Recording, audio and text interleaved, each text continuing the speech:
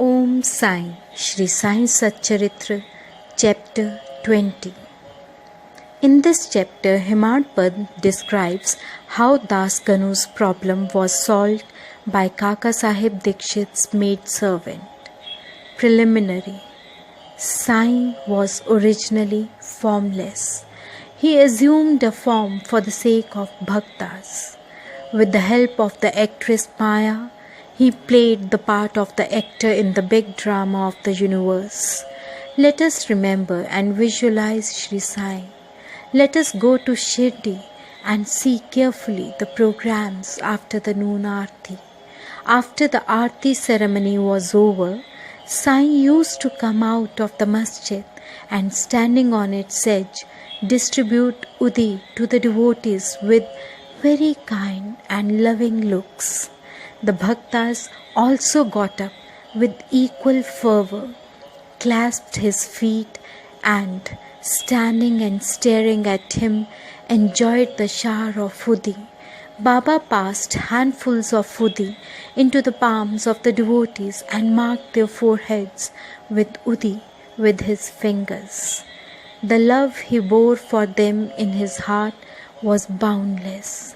Then he addressed the bhaktas as follows: "O Bhau, go to take your lunch. You Anna, go to your lodging. You Bapu, enjoy your dishes." In this way, he accosted each and every devotee and sent them home. Even now, you can enjoy these sights if you bring into play your imagination. You can visualize and enjoy them. Now, bringing Sai before our mental vision, let us meditate on him from his feet upwards to his face, and prostrating before him humbly, lovingly and respectfully, revert to the story of this chapter. Ishopanishad Upanishad. Das Ganu once started to write a Marathi commentary, Ishopanishad Upanishad. Let us first give a brief idea of this Upanishad before proceeding further. It is called a Mantropanishad as it is embodied in mantras of the Vedic Samhita. It constitutes the last or the 40th chapter of the Vajrasaneyi Samhita, and it is therefore called Vajrasaneyi Samhitopanishad. Being embodied in Vedic Samhitas, this is regarded as superior to all other Upanishads which occur in Brahmans and Aranyakas, explanatory treatises on mantras and rituals. Not only this, other Upanishads are considered to be commentaries on the truths mentioned briefly in Ishopanishad Upanishad. For instance, the biggest of the Upanishads, that is Brihadaranyaka Upanishad, is considered by Pandit Satwalkar to be a running commentary on the Ishopanishad Upanishad. Professor R.D. Ranade says the Ishopanishad is quite a small Upanishad, and yet it contains many hints which show an extraordinarily piercing insight. Within the short compass of 18 verses, it gives a valuable mystical description of the Atma, a description of the ideal sage who stands unruffled in the minds of temptations and sorrows, and adumbration of the doctrine of Karma Yoga as later formulated, and finally a reconciliation of the claims of knowledge and works. The most valuable ideas that lies at the root of the Upanishad is that of a logical synthesis between the two opposites of knowledge and work, which are both required, according to the Upanishad, to be annulled in a higher synthesis. In another place, he says that the poetry of Ishopanishad is a commixture of moral, mystical, and metaphysical. From the brief description given above about this Upanishad, anyone can see how difficult it is to translate this Upanishad in a vernacular language and brief out its exact meaning. Das Ganu translated it in Marathi, ovimeter, verse by verse, but as he did not comprehend the gist or essence of Upanishad, he was not satisfied with his performance. He therefore consulted some learned men regarding his doubts and difficulties and discussed them with them at great length. They did not solve them, nor did they give him any rational and satisfactory explanation. So Das Ganu was a little restless over this matter. Sadguru only competent and qualified to explain. As we have seen, this Upanishad is the quintessence of the Vedas.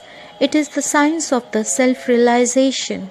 It is the scythe of weapon which can rend asunder the bondage of life and death and make us free. Therefore, he thought that he who has himself attained self-realization can only give him the true or correct interpretation of the Upanishad. When nobody could satisfy Das Ganu, he resolved to consult Sai Baba about this. When he got an opportunity to go to Shirdi, he saw Sai Baba, prostrated himself before him, and mentioned his difficulties about the Ishopanishad Upanishad and requested him to give the correct solution. Sai Baba blessed him and said, "You need not be anxious. There is no difficulty about the matter. The maid-servant of Kaka will solve your doubts at Ville Parle on your way home." The people who were present then and heard this, thought that Baba was joking and said, "How could an illiterate maid-servant solve the difficulties of this nature?"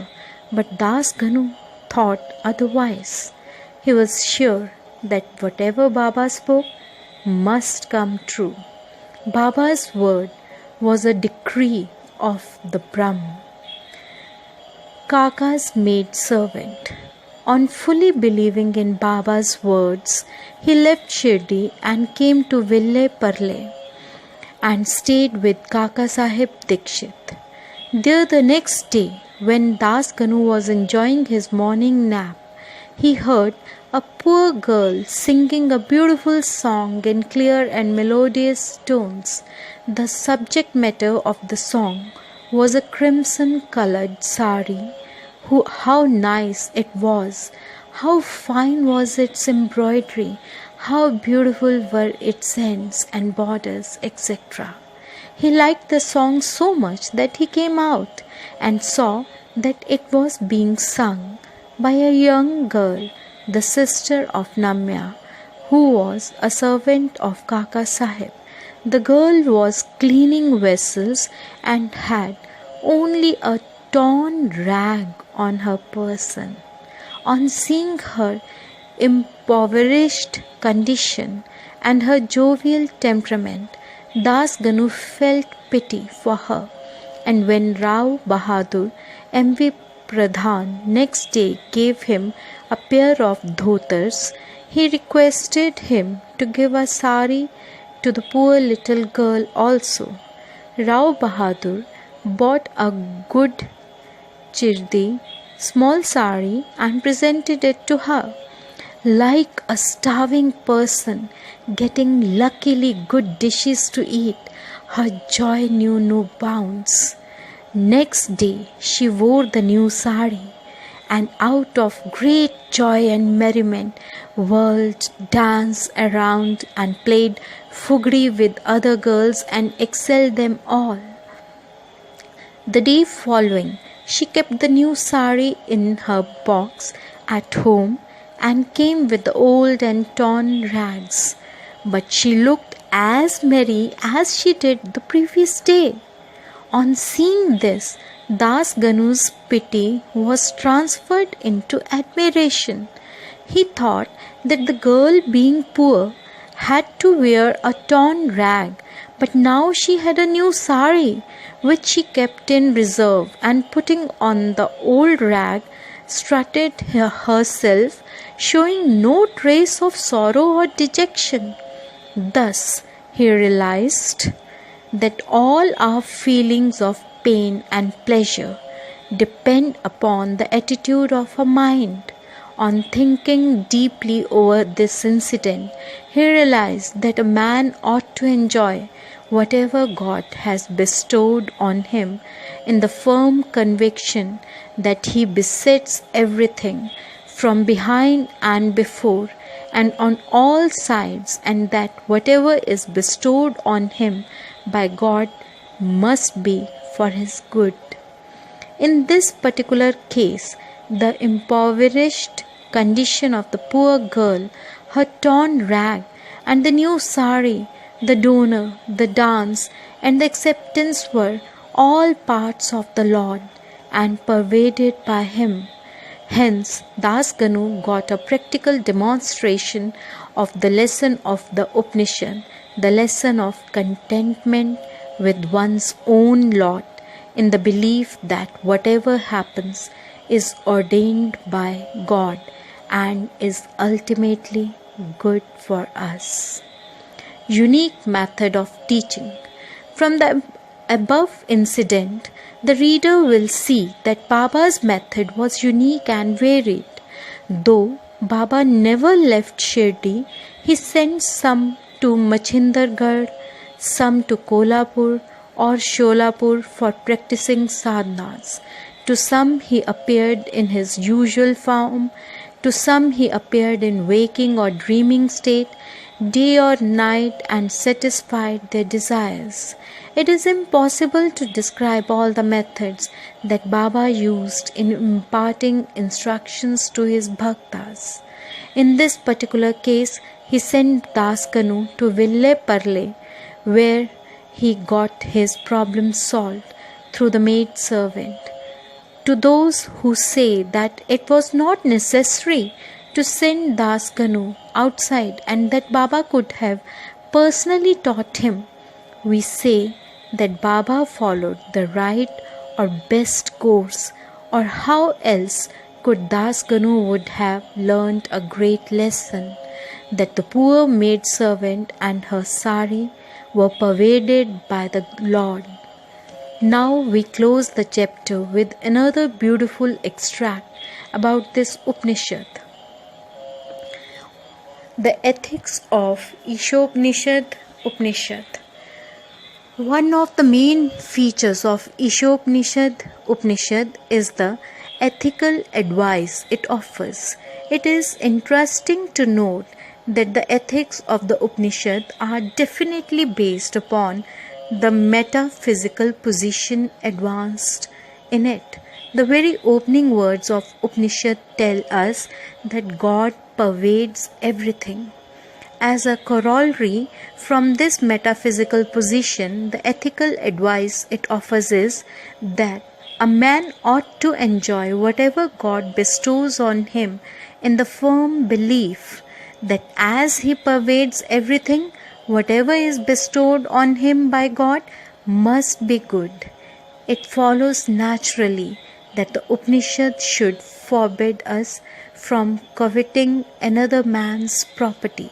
In fact, we are fittingly taught here a lesson of contentment with one's own lot in the belief that whatever happens, it is divinely ordained and it is hence good for us.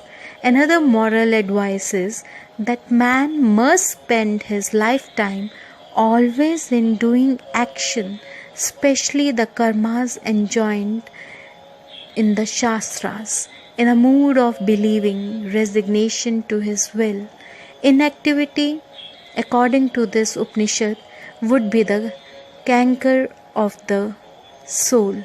It is only when a man spends his lifetime on doing actions in this manner that he can hope to attain the ideal of Nishkarmya.